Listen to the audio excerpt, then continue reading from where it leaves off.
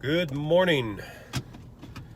So, I guess this is perhaps the most important subject I will...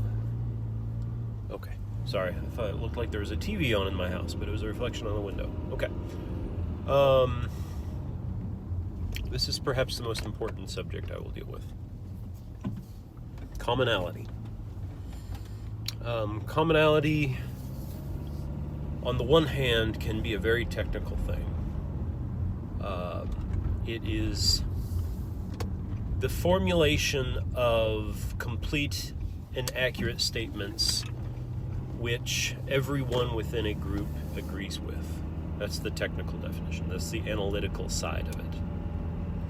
So what that means is that a group of disparate people, hopefully, so that there's variation and it's not a bubble, echo chamber, hammer out formulations of that which is common. And that which is common will be things like, my example is Christians believe Jesus rose from the dead, as opposed to Jesus rose from the dead. The latter statement is formulated as a universal, as a common statement. And so unless everyone in the group believes that, it's more than that. There's an arrogance to that stance. Just because everybody believes it doesn't mean it can enter the commons. Because you would have to be in quite the social bubble to never run into anyone who is not a Christian and believes that. I suppose there were points in history where you could believe that was common. Okay, that's interesting. Let me formulate this real quick. So, there is a principle within this concept of the commons in the analytical side that would say something like, there are no others, right? There is not any other group out there whom you can disregard their existence and their beliefs and be like, oh yes, everyone believes that Jesus rose from the dead. Oh, but those people, they don't count. No, everyone counts in the commons. Otherwise, it's not common. It's a bubble. So whatever group you are formulating with, you have to be aiming from the personal towards the commons, but with the understanding of, if you've ever met anybody that would disagree with that, check your bias, check your assumptions, and see if you can formulate it in such a way that not only those within your group, but those without your group would agree. And that's really, really hard, right?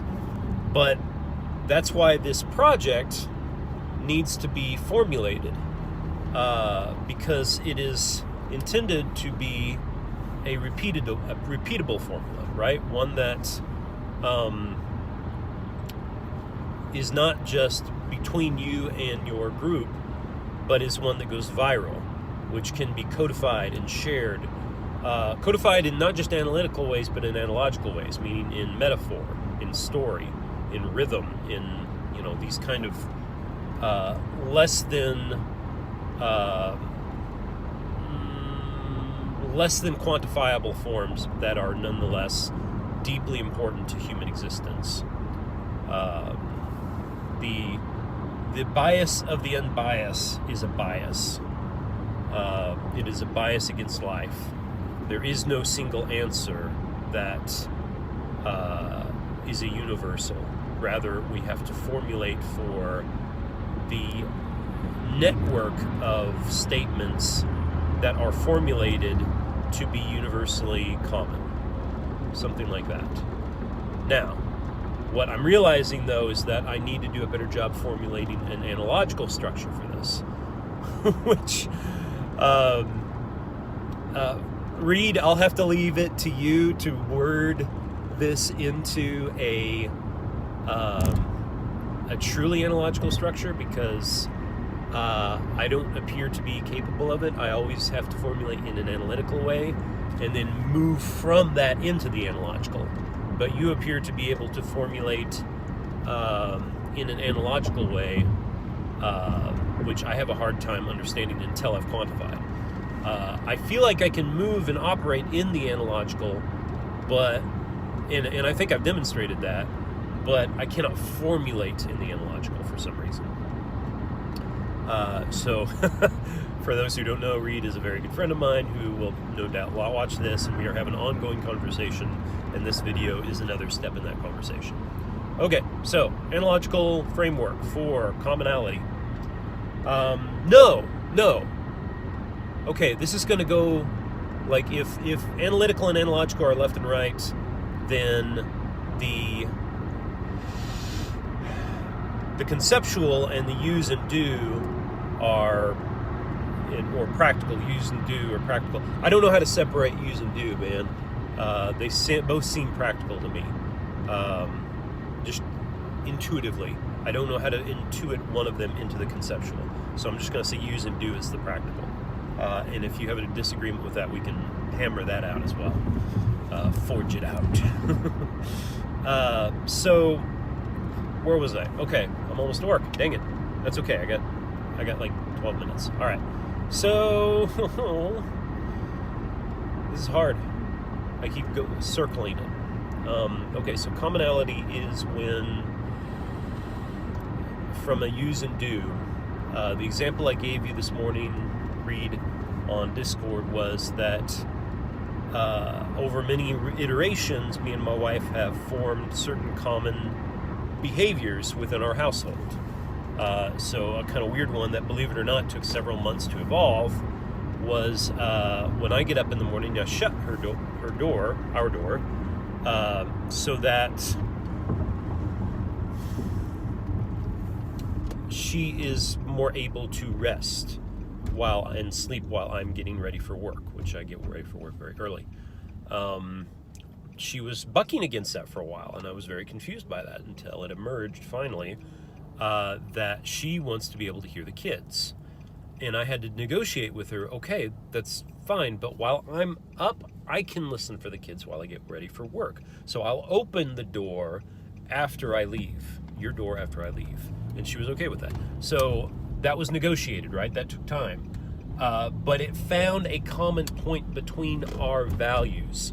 Her value of wanting to make sure the kids could be heard if they need anything, and my value of wanting to make sure that she doesn't hear me clattering pans around or whatever I'm doing. I'm always cooking hot food in the morning because it's necessary for my spiritual sanity, which means I have to get up even more early than normal, but oh well.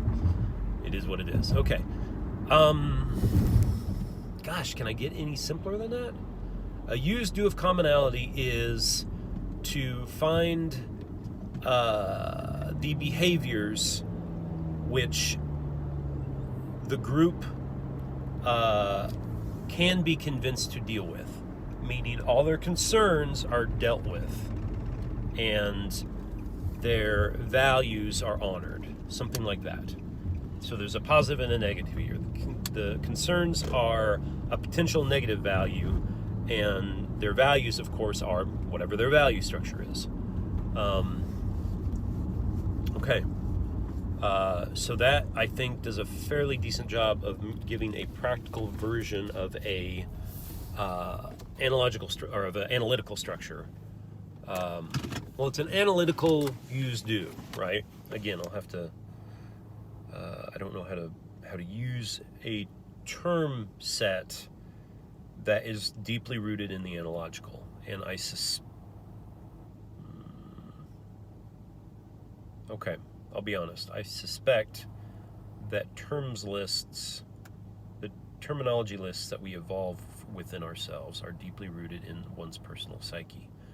They are a personal language. Every philosopher who doesn't use some kind of analytical process to emerge his term list, and even then, will be developing a personal language. And as Wittgenstein says, and a personal language is not a language at all. But, you negotiate that too. You negotiate how many other people in the world will use that terms list. Okay. Which is also the discovery of commonality. But there's something else. So if terms lists emerge from ourselves, then common terms lists only emerge from common use, from what sticks, right? Just like a fairy tale, according to Jung, because of the way they were not codified, they were left open and flexible, they would emerge and they would become essentialized, and only that which was truly brilliant, truly good in the story would stay. That is the opposite of analytical structure. Analytical structure says, I will hammer this out, I will forge it, and it'll be perfect and crystallized and clear. But that's all emerging from one's own psyche. And if one is good at having a psyche that is common, one's own psyche itself is very common, then the term list and the stories that emerge out of that will be very common. I'm not sure I'm good at that. I don't know. Well, I think I might be able to do it. I think my painting might be getting closer to a common vocabulary, or at least I've got intimations of how that might happen. And I think maybe some of my writing, I haven't even written my second story, but I have a sense that it's fairly common because of the way I'm targeting. I don't know how to target in that way with terms themselves yet. And because of that, 2 more minutes. Because of that, I have the intention of making what I could best describe as a brainstorm list for any term that needs to be decided on for a analytical, a